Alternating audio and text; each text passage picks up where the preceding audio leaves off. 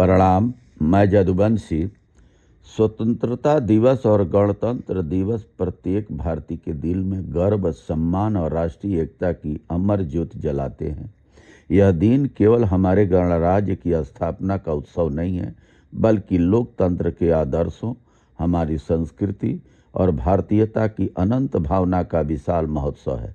ये दिवस हमारे गौरवशाली इतिहास का अभिवादन करते हुए हमें स्वर्णिम भविष्य की ओर अग्रसर होने को प्रेरित करते हैं। ये दिन हमें याद दिलाते हैं कि भारत की ताकत उसकी विविधता में है, जिसका हर राज्य, हर क्षेत्र, हर समुदाय अपनी अनोखी पहचान और संस्कृति लिए हुए है। हमारे पूर्वजों ने जो संस्कृति और परंपराएं सौंपी है, उन्हें संरक्षित करना और आगे बढ़ाना हमारी जिम्मेदारी है। गणतंत्र दिवस के अवसर पर पिछले एक साल के दौरान विभिन्न क्षेत्रों में अपना पराक्रम और शौर्य दिखाने वाले सैन्य जवानों और नागरिकों को भी सम्मानित किया जाता है। इसके पीछे भावना यह रहती है कि लोग इनसे प्रेरणा लें और देश को आगे बढ़ाने में सहयोग करें। स्वर्णिम भारत की बात केवल विरासत तक सीमित नहीं है, यह विकास की बात भी करती है।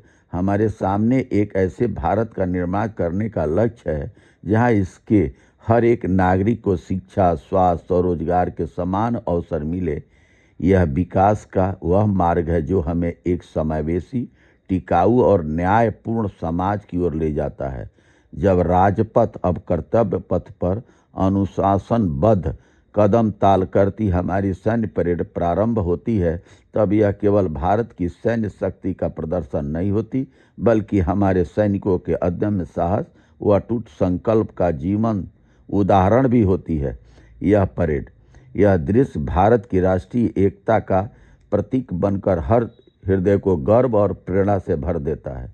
विभिन्न राज्यों की झांकियाँ हमारी सांस्कृतिक विविधता और समृद्ध विरासत का अद्भुत चित्रण करती है, जो ये सिखाती है कि भारत की वास्तविक शक्ति उसकी विविधता में निहित है। क्या यह भव्यता हमारे समाज की सच्चाई को भी प्रतिबिंबित करती है?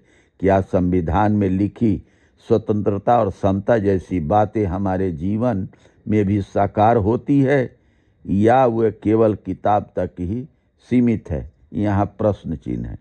गणतंत्र दिवस का असली अर्थ सिर्फ परेड और उत्सव तक सीमित नहीं है, यह हमें आत्म मंथन के लिए प्रेरित करता है। भारत विश्व का सबसे बड़ा लोकतंत्र है, पर क्या वास्तव में हमारे नागरिकों को लोकतांत्रिक मूल्यों को जीने का अवसर मिलता है? लोकतंत्र को हमारे रोजमर्रा के जीवन का हिस्सा होना चाहिए।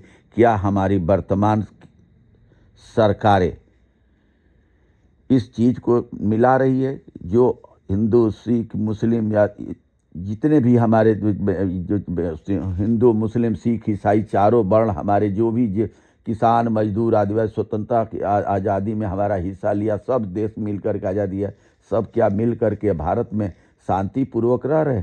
किसी के प्रति विद्वेष नहीं है। वर्तमान सरकार खुद गौर से देखे कि एक वर्ग, चाहे किसी पिछड़े, दलित, आदिवासी को निशाना बना करके उन पर कितने अत्याचार और आक्रमण हो रहे हैं। ये देश के लिए शुभ नहीं है। बहुत बहुत धन्यवाद। नमस्कार, प्रणाम।